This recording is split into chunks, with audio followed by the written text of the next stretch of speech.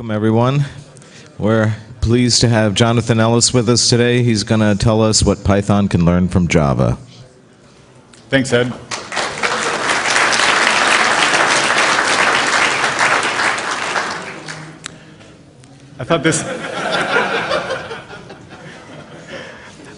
I wanted to put this slide up first to just say that there are good parts to Java, just like there are good parts to JavaScript. Not the same good parts, but they both exist.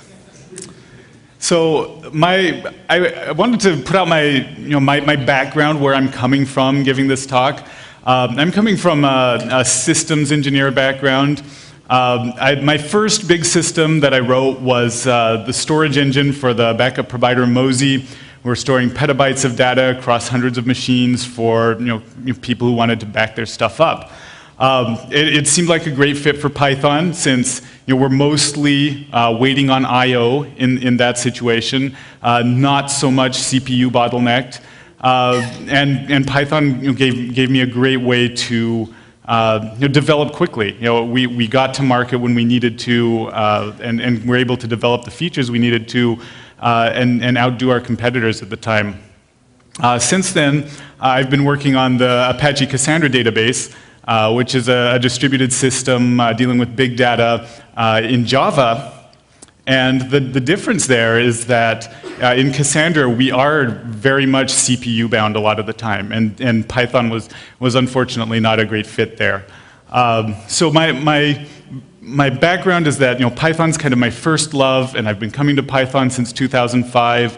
And I want to give this talk in the spirit of how can we make Python better, even by learning from one of the four-letter words that's out there. So one of the things that Java developers first brought to the world was that Java is so verbose that you needed help. The good part of that was that first-class development tools really got a kickstart from the Java community and really leapt forwards from that. And to their credit, Python has largely learned that lesson, and there are excellent options for powerful Python IDEs. And I put this slide in here because there are still some stubborn holdouts using Vim and Emacs, and I say to you, repent. And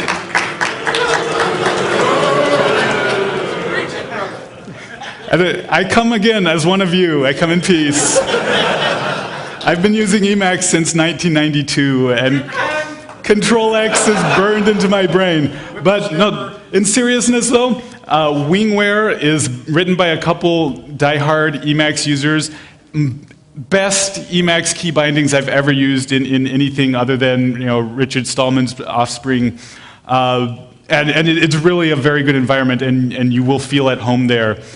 Similarly, PyCharm from the JetBrains guys, really first-class Vim bindings. So I would definitely take a strong look at those two, whichever camp you're coming from.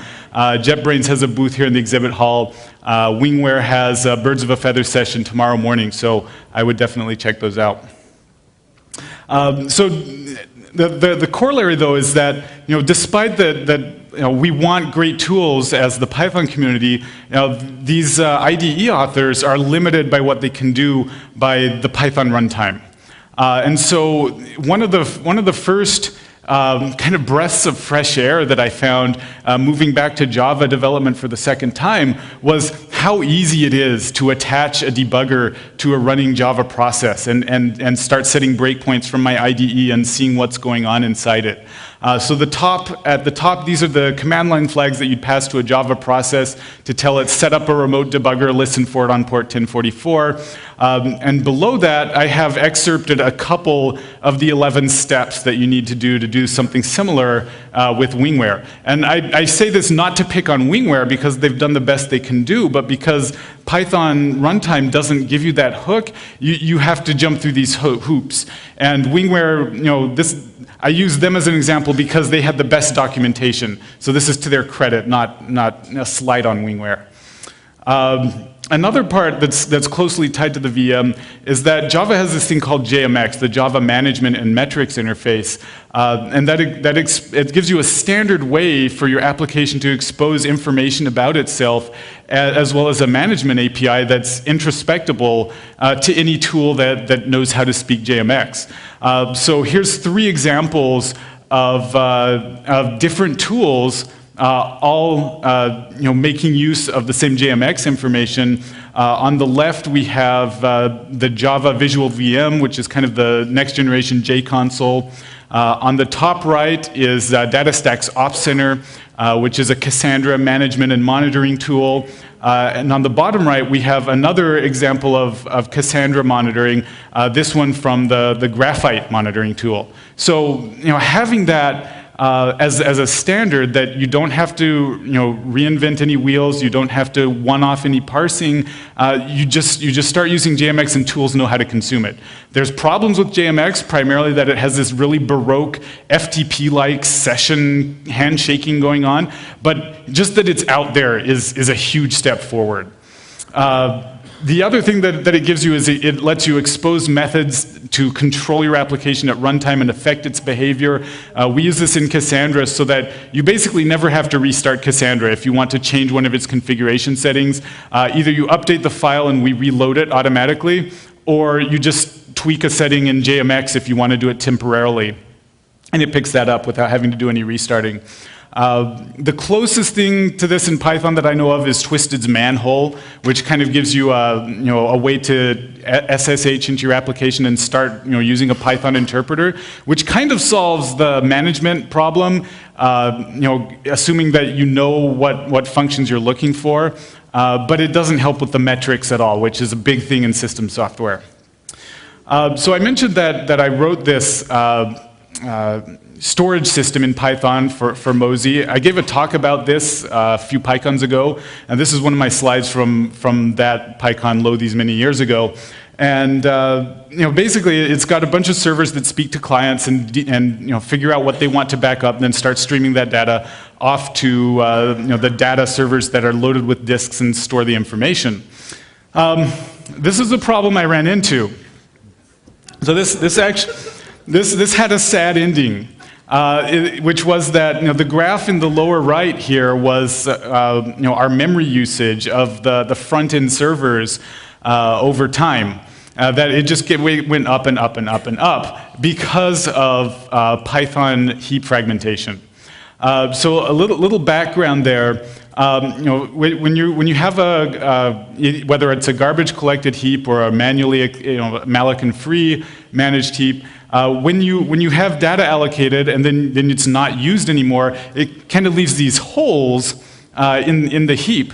So as you can see in this diagram on the right, for instance, if I want to allocate 100 bytes and I have 60 bytes free in one range and 80 bytes free in another range, I have 140 bytes free, but I can't put that 100 bytes anywhere because I need that to be contiguous. And so that's what the compact part of garbage collection is. It needs to be able to shift memory around to fill in those holes and give you contiguous ranges to allocate.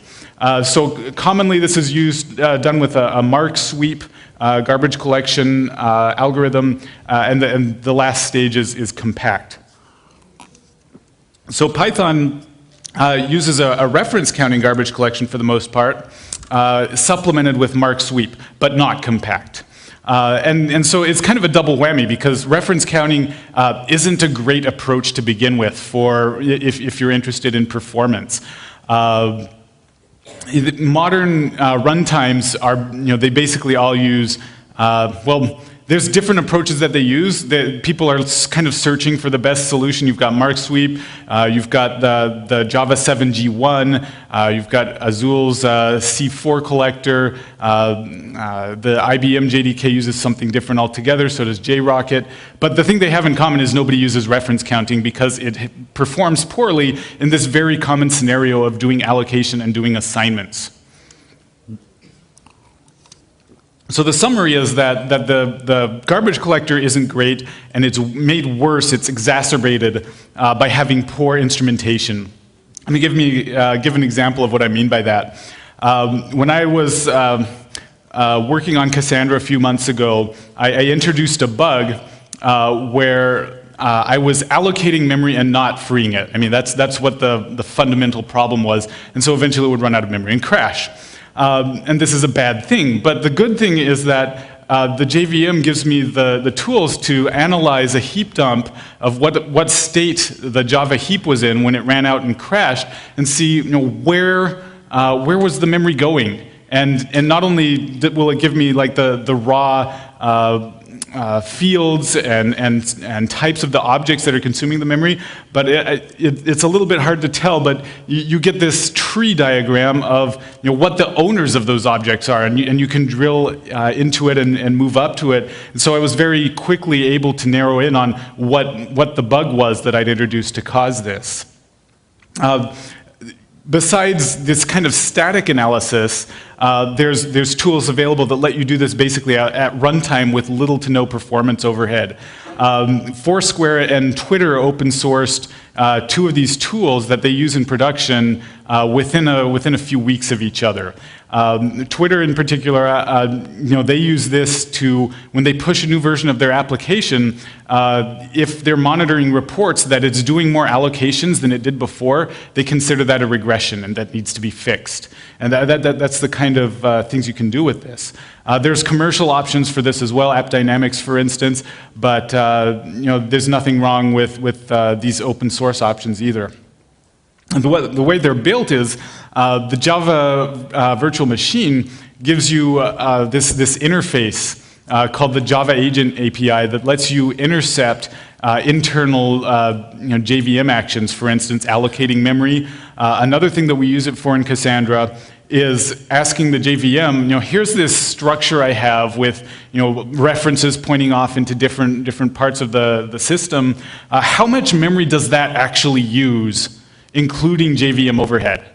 And so this is something that I struggled with in Python was, how much memory am I using to have this 400 byte piece of data? How much is the virtual machine adding to that? How much does it add to it when I switch to this different data structure? So we have that available in the Java ecosystem to be able to get that kind of self-knowledge at runtime. The other building block that a lot of these tools use is called ASM. It's a Java bytecode generator and introspection library. It's kind of the equivalent of the Python AST module, except that it's performant enough that you can actually use it at runtime. So just to throw out that not all hope is lost, and people are working on these problems in the Python world. There's a project called, I'm not sure if it's Heapy or Heapy, but it's starting to take those steps to be able to analyze where does my memory go in a Python system. So progress is being made, although Heapy hasn't advanced a whole lot in the couple years that I've been watching it. So there's an opportunity there to make people's lives better. So switching gears a little bit, moving up a little bit from the JVM level to kind of the library level. This is a principle that applies to libraries as well as to abstractions and a lot of other things in programming, that the more you care about performance, the more you have to care about the details. So this is a list of the different maps that we use in Cassandra. And I'm sure there's more maps out there that other projects use, but these are the ones we use. So you've got your basic hash map, kind of like the Python dict. Then you've got a tree map, which gives you sorted, thread unsafe map interface.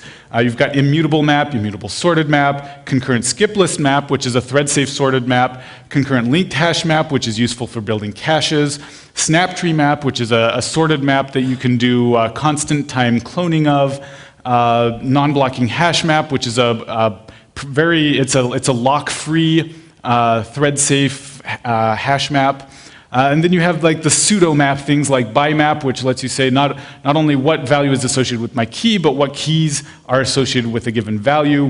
Multimap, which lets you associate multiple values with a given key. And that's not just a single class, that's an interface. You have array multimap and hash set multimap, and so that you have these options for when you care about performance. It's important. On the list side, you have a similar set of options. I'll talk a little bit about copy on write array list later, but other than that, I just wanted to say you have options when you need something that looks like a list as well. So the question then is that, why don't we have something similar? Why don't we have this richness of options in Python? And I think it comes down to that, when I'm writing Python code, most of the time I don't want to write C code. But unless I write C code, I won't have the same kind of performance that I get with the built-in options. So most of the time, we just suck it up and we continue to use the built-ins, even though it's not 100% the right tool for the job. A question I get sometimes is that, so you come from a Python background, you would much rather like Python, write Python than Java. Why are you writing Cassandra in Java? Why not use Python for it and optimize the hot loops in C or something like that? Well, there's a couple problems with that. And one is that Cassandra is only about 50,000 lines of code, and it's almost all hot loops. The 10% that's not, it's not worth kind of forking the development into people who only know both Python and Java to write. It's not worth it. That kind of polyglot development is attractive when you have a small team and not a wide audience for the code base. In fact, we actually do that at DataStax for our Ops Center monitoring tool. We use Twisted Python for the backend. We use Clojure to interact with the JVM. Why we don't use Jython for that is another talk that hopefully Tyler or Nick will give sometime. But that can work, but it's not a good fit for a project that a relatively high-profile open source project that wants to attract a lot of developers.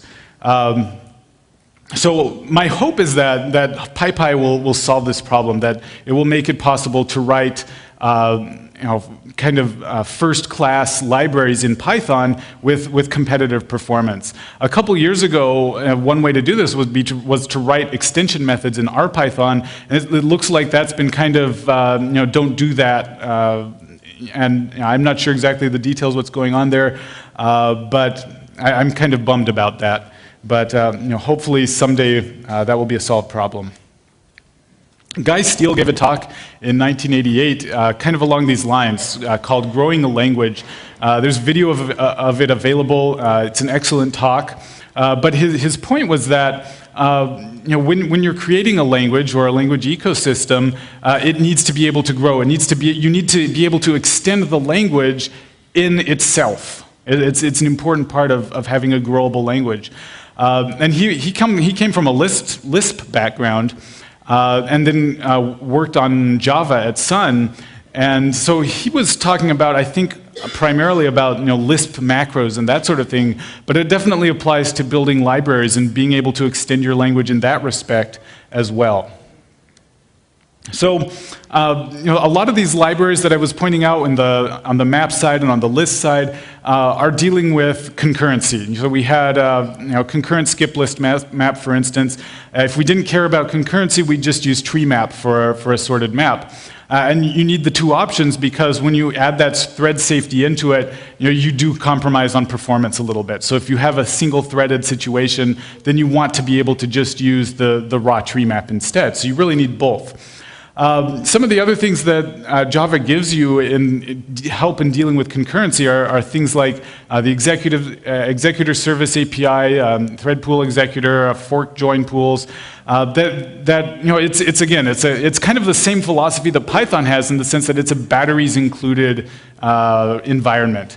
And in this case, Java has some pretty good batteries that keep you from needing to reinvent those wheels when you're building a system in Java. So one of the problems I have with the concurrency story in Python is that in some quarters there seems to be a little bit of denial where people say, well, just spin up multiple processes instead of threads, or just use twisted instead of threads. And both of those have they have their place, but that place is not in the kind of system software that I deal with. where you need to have high performance, and that implies that you can't be doing copies across different processes, and you can't treat local and remote computation the same. You know, one of the things I've heard people say is that, well, if you need to use multiple cores, then you also need to use multiple machines, so you might as well just code everything as if it's, you know, remote, across the network, which works, but it's not performant. You know, you really need to treat that local computation differently to get good performance. So fragmentation, also a consequence of doing copies. And one of the ways to avoid this is to use an API that lets you, break your data up into pieces without actually copying it. So in Python, there's I think a relatively poorly known library called the memory view class, and which deals with buffers under the hood, that lets you do this. Yeah, that's kind of the analog of the Java byte buffer. And no discussion of concurrency would be complete without the global interpreter lock, of course. I don't feel the need to beat this horse into the ground too much. It's mostly dead, I hope. But I did want to do a quick poll here. So who thinks list.append is thread safe? If I have 1,000 threads executing list.append x, is that thread safe in CPython? Hold up your hand if you think it is. Are you holding the lock or not? That's the question, isn't it? You're running inside Python code. You're not running inside a C extension method. So you can assume that the global interpreter lock has got your back. All right, okay, how about x equals x plus 1? How about x plus equals 1? A few more. Okay, well, this is the answer. So I like x plus equals 1 because it looks like it's a single statement and it ought to be protected by the global interpreter lock, but it's not. And so this was a good quote from a discussion about the global interpreter lock. This is really an implementation artifact, and you can't rely on it for any real thread safety. So what's our option? Do we have to be doing explicit locking all over the place, assuming that we're not doing single-threaded processes with the copies that entails? One of the options is to use what we call concurrent data structures that build the thread safety into the structure rather than external to it. Another option is to simply avoid mutable state entirely. So the simplest example of that is to be using final objects and final fields. The Python approach to that is to say, well, if you don't want to mutate the field, then don't, which is a very kind of Zen, kind of Pythonic approach to things. But the problem, the final, it helps in two ways. First, it tells the compiler, this is my intent, so double check that I don't violate that accidentally. And it also tells other people who are using your code, it signals to them as well that this was your intent, even though they might not be part of your team. They might be part of a wider open source working group. Then we also have things like immutable collections, fairly straightforward. And then the next step, is the rocket science part, is called persistent collections, which is where when you modify a collection, it preserves as much state as possible and shares it, but it creates a new version of that object that contains the change you made. And these are either constant time or logarithmic time changes. So it's almost like magic. And the main one we use in Cassandra is called snaptree map. Very cool library. So finally, in conclusion, I kind of wish Jython had some more love from the Python community, because personally, if I were writing a project where I did have those hot loops and I had 90% of my code in cold loops and I just had to optimize that 10%, I'd much rather do that in Java than in C. Having that garbage collected environment is just so much more productive. But until then, yeah, this is the world we live in, and hopefully, my hope is that PyPy will kind of take us to the promised land and make us be able to write Python libraries that are speed competitive with the built-ins. Do we have time for a question? Yes.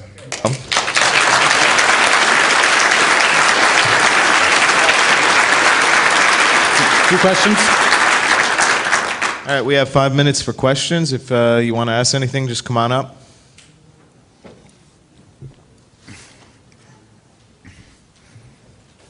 I'm wondering what are the big features of Python you're missing in Java? The question was, what do I miss from Python when I'm writing Java? The most frequent one is list comprehensions and list iterables. The second most is generators, I think.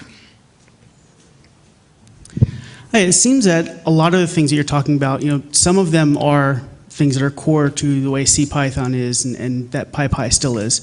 And some of it is just cultural. We don't think about building those kinds of tools. We don't think about doing that kind of analysis. Is one really a prerequisite for the other, or is it just we haven't looked at doing that enough yet? That's a good question. PyCon's a good example of this. That I skipped 2011. I was at PyCon in 2010, and it was about half the size. So Python is kind of achieving a kind of world domination, and the more that it does that, the more there's going to be people who are going to want to solve these other kinds of problems using their favorite language, Python. And so I think there's going to be a virtuous cycle, I hope, of people saying, well, I want to solve this problem using Python, so first I'm going to build some of those building blocks that let me solve it better. That's my hope. Can you go back to the slide with all of the hash map alternatives? Yeah. Yes. So it's arguably sort of both a strength and a weakness that you have a sort of nosebleed number of data types to choose from, especially when you do GUIs. Such yes. that So it is unfortunate that there is no magic wand that makes a single structure be able to solve all problems, but I don't think it's realistic to hope for one. But that's not my point. My point is if you're a newbie and you pick up a GUI toolkit or something and you just want to put a widget up and it takes you 2 weeks to figure it out, that whatever the language choices that lead to this sort of excessive choice were not good. So yes, so if you're a newbie that just wants to put a widget up, you have Java util hash map. It's a good, jack of all trades, similar to Python's dict. My point is that having these options when you need to go beyond that is a good thing and a necessary thing for high performance applications.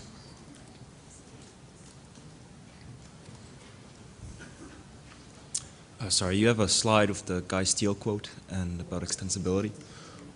What does that mean in relation to Java?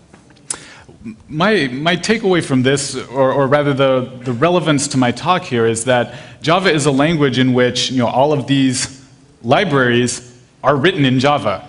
And so I can extend Java in that respect. So I didn't need to get the JDK authors interested in a non-blocking hash map to have that library as a realistic alternative to Java util hash map.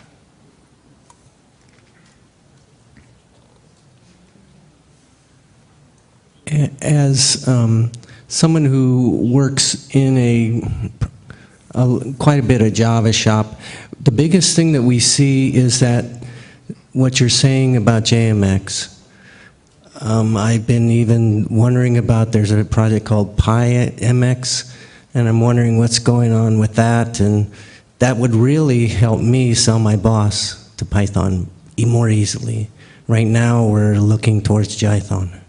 I'm unfortunately not familiar with PyMX.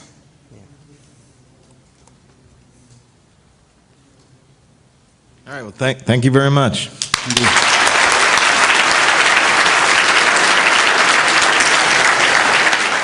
Wingware is written by a couple diehard Emacs users. Best Emacs key bindings I've ever used in anything other than Richard Stallman's offspring. And it's really a very good environment, and you will feel at home there. Similarly, PyCharm from the JetBrains guys, really, really first-class Vim bindings. So I would definitely take a strong look at those two, whichever camp you're coming from. JetBrains has a booth here in the exhibit hall. Wingware has Birds of a Feather session tomorrow morning, so I would definitely check those out. So the corollary, though, is that despite that we want great tools as the Python in Cassandra, we are very much CPU bound a lot of the time, and Python was unfortunately not a great fit there. So my background is that Python's kind of my first love, and I've been coming to Python since 2005.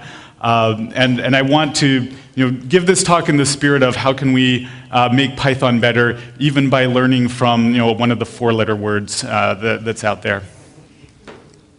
So one of the things that Java developers first brought to the world was that Java is so verbose that you needed help. The good part of that was that first-class development. Welcome, everyone. We're pleased to have Jonathan Ellis with us today. He's going to tell us what Python can learn from Java. Thanks, Ed.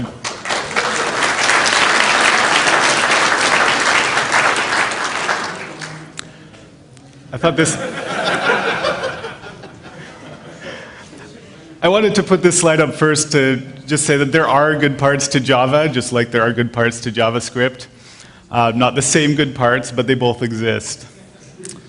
So I wanted to put out my background, where I'm coming from giving this talk. I'm coming from a systems engineer background. My first big system that I wrote was the storage engine for the backup provider Mosey. We're storing petabytes of data across hundreds of machines for people who wanted to back their stuff up. It seemed like a great fit for Python, since we're mostly waiting on I/O in that situation, not so much CPU bottlenecked, and Python gave me a great way to develop quickly. We got to market when we needed to, and were able to develop the features we needed to, and outdo our competitors at the time.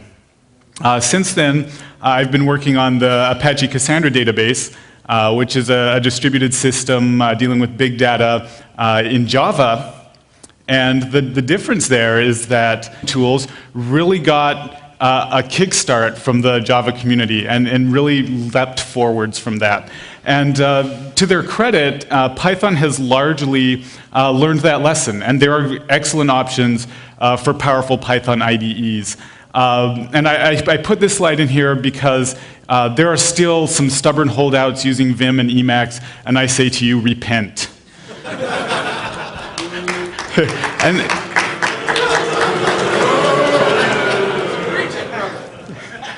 I come again as one of you. I come in peace. I've been using Emacs since 1992, and Control X is burned into my brain. But no, in seriousness though,